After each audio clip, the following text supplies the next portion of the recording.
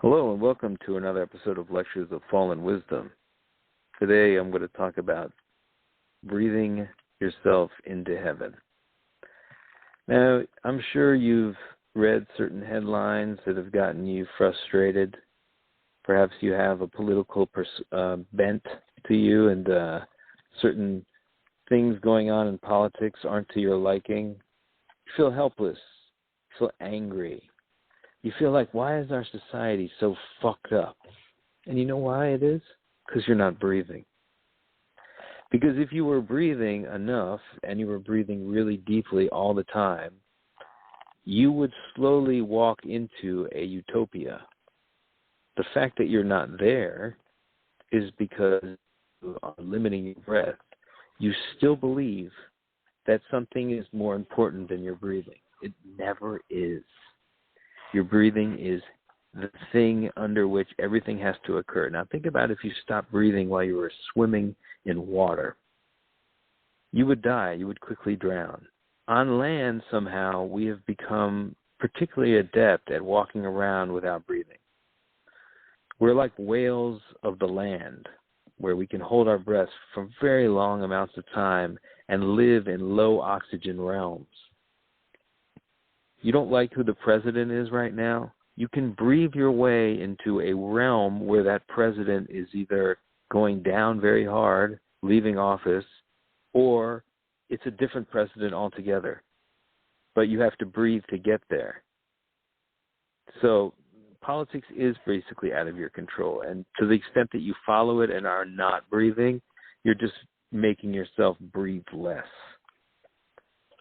It's very important to just understand the foundation of this, everything that you want to be in. And you want to be in the heaven realm. Now, you're in the heaven realm when you have maximum oxygen saturation in your blood.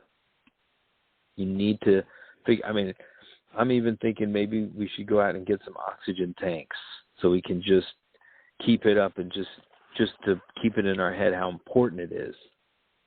But those things might blow up. So let's just take in the oxygen while it's here, while it's not being polluted.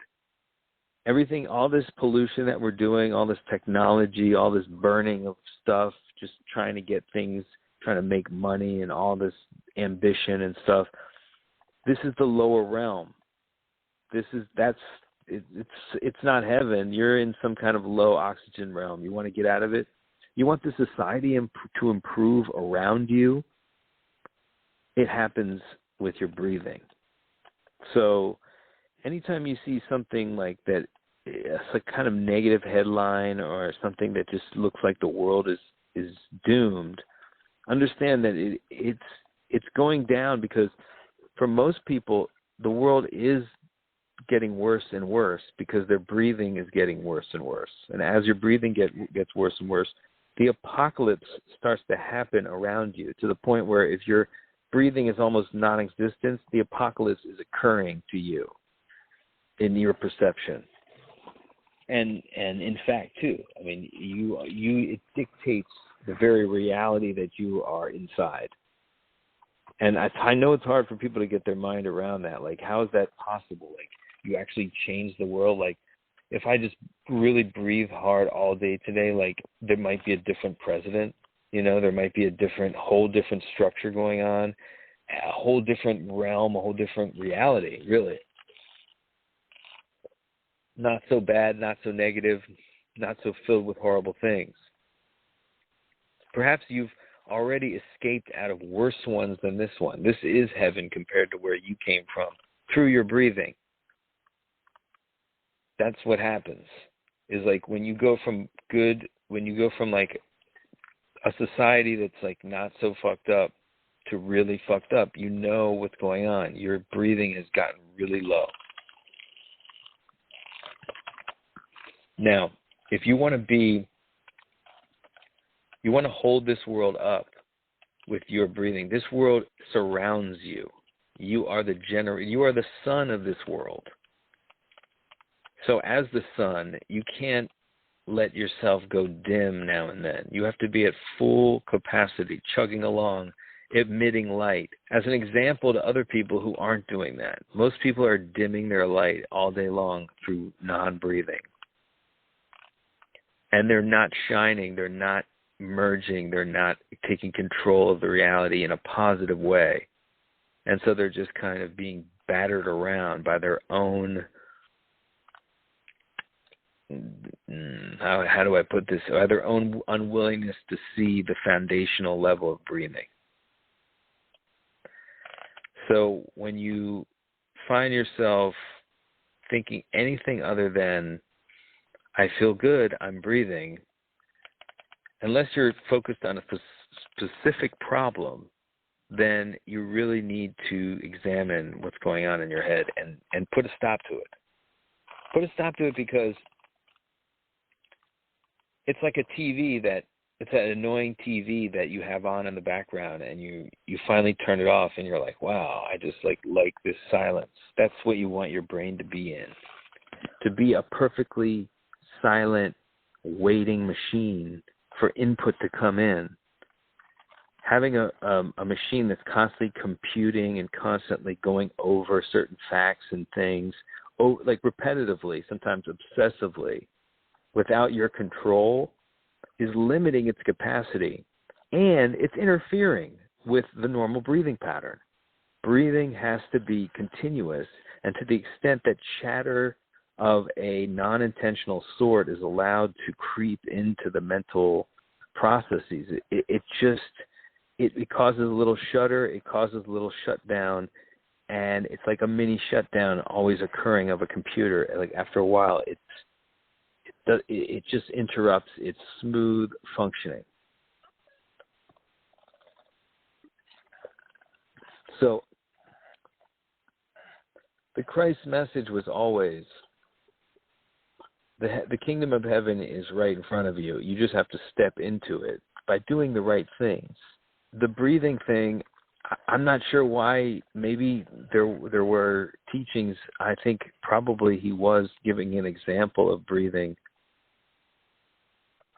But the whole point is that the Christ message is your kingdom of heaven is for you to create by generating a field around yourself of a heavenly field. And you can only do that by being pleasant, by keeping a smile on your face. But, that's something that you can't fake. So understanding that's the goal, that you can't fake to get there, you have to understand how to create that. And you create it by creating bliss inside of yourself. Now, there's a natural reservoir of a bliss state inside of you, but it's constantly being interrupted and prodded by psychological damage that has occurred because of just the way the society has been educating people and kind of trying to motivate people. It tends to focus on certain markers of success and chide you when you don't get there, when ultimately, there are inconsistent steps depending on what your definition of success is, that are constantly conflated to the point where you just get constantly jerked around and basically told that whatever you're doing is wrong. And that starts to become something internal, and then it creates little anxiety hurdles that you always have to jump over, and it interrupts your normal breathing. I know that was kind of a complicated mental picture, but the idea of your main problem is just that you let your mind wander unchecked. So you understand that if you want to keep yourself breathing, that is something that has to be stopped. And it can only be stopped by just observing it, by making sure that you're on top of it, that you're seeing it, that you're like, what am I doing now? What am I doing now? What is my brain doing right now? And the minute you start asking that question, it's usually because you're uncomfortable anyway. But the problem is that when you're uncomfortable, it's many steps to that question. When you get uncomfortable, you start to just think that the world is just this eternally uncomfortable place. You start to forget how much power you have over this reality. People really tend to think on a very mundane level about their power in this realm. But it's not just how you interact with people, but the thing is that the subtle shine on every interaction is a powerful thing. But it's not the thing. And the thing is that you can go beyond even that level of influence. You don't need to use your body anymore. I mean, your mental happiness, if you can just increase it to a certain level, you become magnetic. And you can become so influential that you can just do things on a different level than you ever thought possible. That's the thing, is that the possibilities become different. The laws of nature become different depending on your oxygen level. And I don't know how this is just something that I've noticed being a time traveler, because I've been in different time periods with the same mental state. So I've been able to compare certain changes of the mind. And because I'm a time traveler, I was trained not to forget when the timeline changed. Most people instantly forget, and there's definitely some kind of mass psychosis going on where there's trying to get people to forget what happened when they know there was a change. You know, they call it the Mandela effect or whatever, but there's something to that. There's something to the deja vu. There's something to all these little glimmers of how things might have been different. The other is, if you've ever had a dream of somebody dying, and it was just vivid as hell, and it was just like a regular day, and then all of a sudden that person is still alive when you awake, that means that they did die in some parallel world, and you, instead of stopping your breathing, mourning, you just pumped yourself full of air, and the next day they were still alive, and your memories adjusted. Your memory didn't remember their death, except in a dream. Those kinds of things, you can just start to become aware of those things, but it's not necessary. Just take my word for it. Your world will get better the more oxygen you take in. And in fact, that if you just did that, you'll be fine. You don't even need to do anything else. Everything you do is less important than that. So you can basically do that all day and just sit on a bench. And you will be, in a few years, you will just be in a wholly different world. Problem is most people forget how they got there. They think that they got there through this or that wise choices that they made. No. It's because their breathing has maintained a certain level of oxygen. And it's also the key to all beauty, all these creams and potions. Yes, the diet is very important, but the most important thing is the oxygen level. And our capacity to take in oxygen gets degraded with time through the decay that we inflict on the body through the food we eat and just the wear and tear. The whole aging process is a process of enduring depression over time. Of course it would be finite. There's no way you could be infinitely depressed. There's no way you could spend an infinite time. And the model of, let's say, 85% depression and then 15% happiness, that is the model right now in terms of what you deserve and what you should expect from life. The idea that people could endure that for more than 100 or so years is laughable. It's not possible. So that has to shift. That means you have to shift the emotions. You have to understand that happiness has to be there 85% of the time, and unhappiness has to be 15%. But how do you get there? You can't get there by acquiring things. You can't buy it. You can only get there psychologically by understanding like what is happiness, and then just create, like understanding the conditions that are needed to create it in your mind, and then setting to creating it. And how hard is that? It's just, if you can keep your mind free of chatter, if you can keep your mind just unused when it's not being used intentionally, and it's just like a clear little lake of water that with a still top that you're just waiting for a pebble to be thrown into, that is your mind. When you have that, that is bliss state. That is the only state you need. And you won't need, you'll like be so above everything when you get into that state, because you feel great. So that's the important thing, is that you have to make yourself feel great by using your thoughts and organizing your thoughts and understanding what is causing what you're feeling. If it's negative stuff, it's usually, if nothing's immediately going on that's negative, then it's the mind indulging in non-intentional thinking about something negative. And that's just it. It's just a form of anxiety. It's a form of depression. There's so many names for it. It doesn't really matter. It's just bad. It's bad for your psyche. It's bad for your cells. Think about your cells. They're not thinking about these things. They're not thinking like specifically about problems the way you are.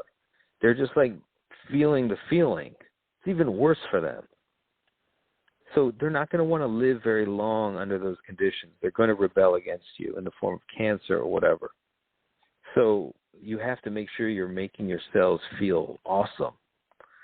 Otherwise, they're going to be fucking pissed. And they're going to rebel against you. So the body, we're just this collection of individually celled organisms that are all joined together voluntarily. And if you're giving it a bad ride, if you're giving yourself a bad ride, you're giving them a bad ride. So people are very kind of hard on themselves, and they tend to think like, well, I can take it. I can be depressed. And in fact, it's sort of their badge of honor that they are depressed, because they're real. They're cynical, They're not happy-go-lucky. But the problem with that is you're taking your cells through that journey, and your cells are going to rebel against you. So you're really just doing yourself damage by allowing negativity and allowing depression to overtake you. You cannot live for very long under just the normal depression that most people are feeling. And so that's why there is this very short lifespan as things are going now. It's the diet, and it's just the inability to the total acceptance of this model of a mostly depressed life. So once we remove those conditions, then of course, the possibility of living infinitely is pretty easy. There's nothing weighing on your psyche. There's nothing like grinding you down. So there's no reason for you to die. Now, what about the wear and tear, the normal wear and tear that even animals go through? Wouldn't we be subject to that sort of aging? I mean, why are we immune from that? Why are we immune from the aging of our normal organism? Well, the reason is because we have ascended to the top of the food chain. So now we have a sort of godlike status. We don't have natural predators. So we can kind of take stock and actually be better than even, let's put it this way. Animals can be assholes too, and they get punished for that too. They can't be all in a bliss state, but they're much more in a bliss state than humans ever were.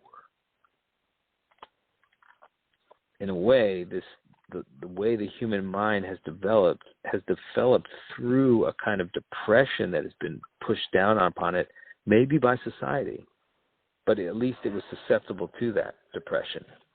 And the depression is simply this, is that your life is not supposed to be a state of bliss. Your life is basically 75% toil and 25% fun. And that's just kind of how you should accept that, and that's how you should live. And anyone who doesn't want to live that way, well, you're just not living in reality. And you can understand with that kind of perspective, death, it would have to come in 80 years or so. It just, you couldn't endure it for much longer. I mean, some people get to 100, 120, but they don't look too good. The idea of living forever as like an old liver-spotted person, that's not something that's appealing. And that's not something that you should try to look for either. You want to get to a point where you can just be a young person in good shape forever. So how do you get there? Well, you have to get there mentally. You have to get there mentally, and and you have to be you have to be happy. You have to be feeling good in your body.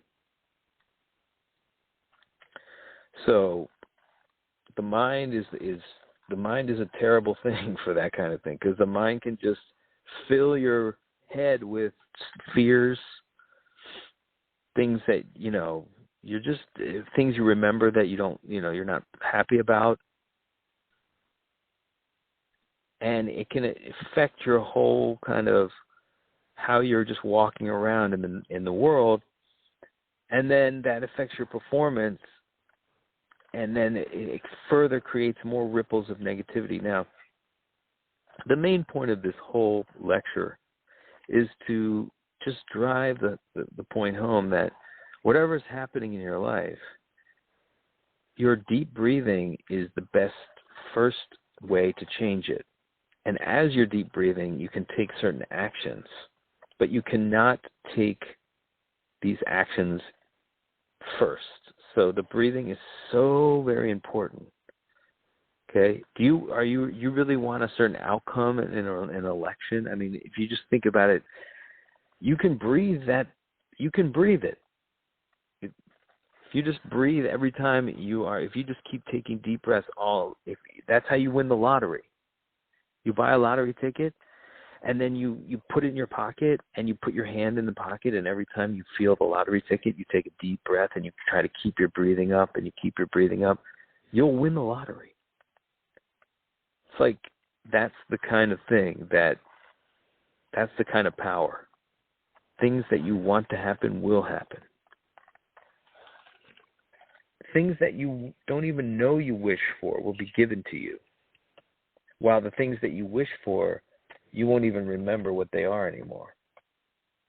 Or you might just get the things that you wish for. These are all things that occur, and the world is your world. Okay, the world is it's not a static world. That's another thing that I have to drive home here. This world is totally 100% dependent on your breathing. So, and you can, and we can, and the thing is we split off into the worlds that are good for us. There's many different versions of this world. There's very hellish versions that are even worse than the one that you think you're in, that you think is hellish. Much worse. But there are some higher realms too, where just like people have kind of just like cooler heads have prevailed. It's maybe the same people, but they're all breathing on a certain level. And you might argue that like there's a version of us living on every level. So there's a version of us living in the absolute hell realm version, the lowest oxygen realm. There's somebody just being like really hating it down there. That's one version of us. And then there's another version of us that is living in an absolute utopia, which some people call the kingdom of heaven. And you can kind of, as you can basically float from down, you can go down to hell, and you can float all the way back to heaven just by how you organize your mind, by how much oxygen you're allowing yourself to take in. Those two combination things are what are the key. And you notice that they're actually two sides of the same coin. That is to say, to the extent that your mind is chattering about something that you're not intentionally thinking about, is to the extent that you're not breathing. And to the extent that you are breathing, your mind is basically gets occupied with the processing of oxygen. And so it's not chattering as much. It's actually clearing the mind, because the mind needs to occupy itself now with processing the oxygen. Because the oxygen has a mental component too, and your brain needs it, and your brain needs to process it. So when oxygen is coming in your brain is not as, is basically not going to be chattering at all. But when it starts chattering, specifically, maybe it's an alarm clock to wake you up. It starts chattering because oxygen is not coming in. It leaves it idle. There's nothing for your brain to do when oxygen is not coming in. So oxygen has to be constantly being pushed into the brain through your breathing apparatus. Otherwise, your brain will just start to turn itself on, generate a whole bunch of negative emotions. I think it is probably an alarm just to get you to wake up and start breathing again. So it basically makes you feel like shit and depressed and have anxiety until you start breathing again. Instead, people go to the psychiatrist and they'll be like, I have all this anxiety. And the psychiatrist doesn't just slap them in the face and be like, breathe, motherfucker, and get out of my office, and here's your money back. But, of course, like,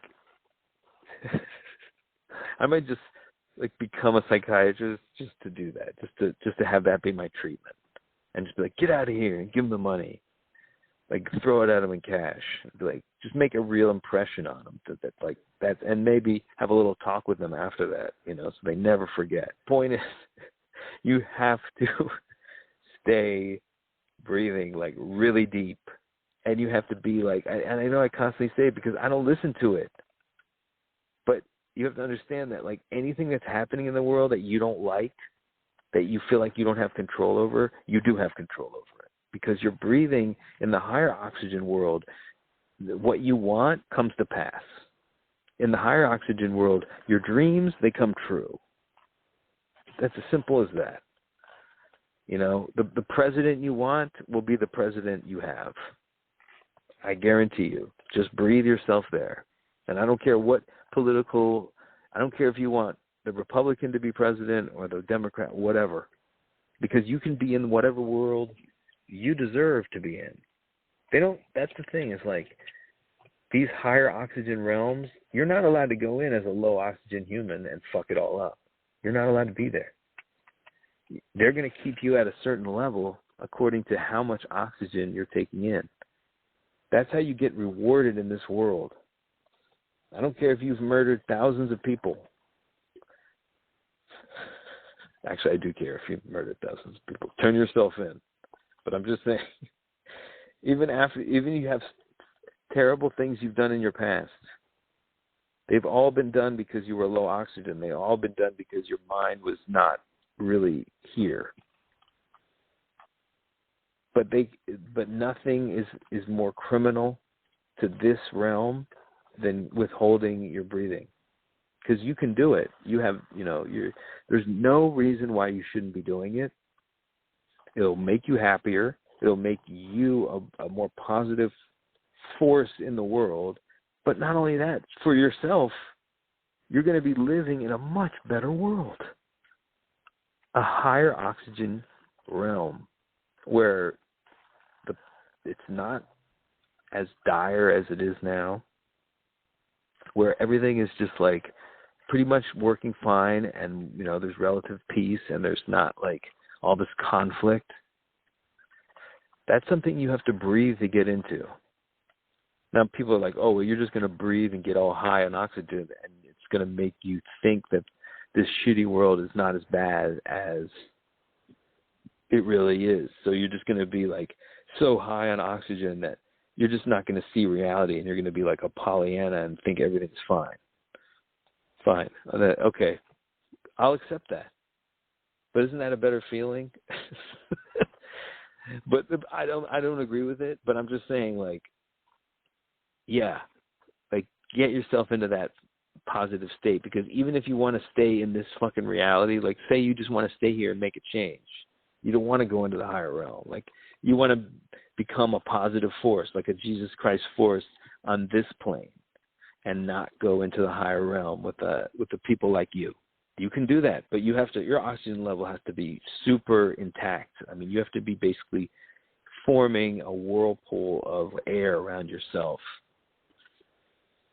So you have to just make sure you can take in all the oxygen you can. Now, one of the best ways to take in oxygen is through your skin. And one of the best ways to make sure your skin is receiving oxygen in an unobstructed way is using a dry skin brush. If you get like a kind of a harsh brush, and in the morning, just before you take a shower when you're dry, just brush every inch of your body. It'll get like a whole bunch of dead skin out of your pores, and it'll allow you to take in more oxygen. Remember, we get almost 50% of our oxygen through our skin.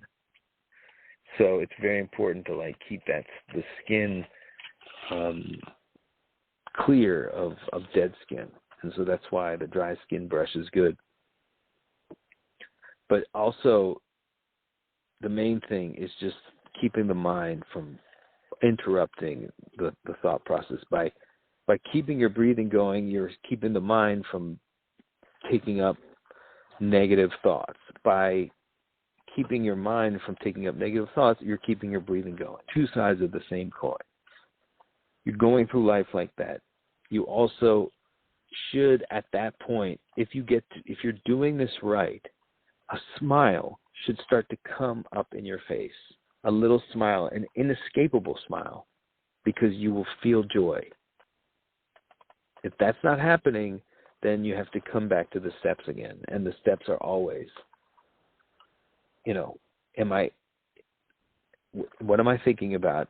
If I'm thinking about something negative, let me identify that. Let me understand that. Let me think about it intentionally for like 5 minutes. Let me come up with one step of my next step in the solving of the problem. If this is a real problem, then but then once that's over, you'd say, okay, I've thought about that problem, so I'm not going to let that come into my mind for nothing anymore. And the idea is that you don't tolerate your mind just having things come into it. You treat your mind like a machine that you want to use when you're thinking, and you want it to be completely open and ready for communication, and not occupied by some past processing. And you want it to be keenly in the moment. So it cannot be having thoughts in it unless you're thinking them. So you have to understand how to distinguish between thoughts that you're thinking and thoughts that your subconscious is thinking, that are just thrown into your mind, then that you take up and then feel shitty about. So just being very clear about the foundation of all of this, and understanding whenever you get frustrated by anything, that your first step is to take a deep breath and keep breathing deeply, and understand that is the key to everything. That is the way that you're going to get ultimately what you want. And all of the other stuff that you could do to affect it are just like, they're there, but they're not nearly as effective in a low oxygen version of yourself.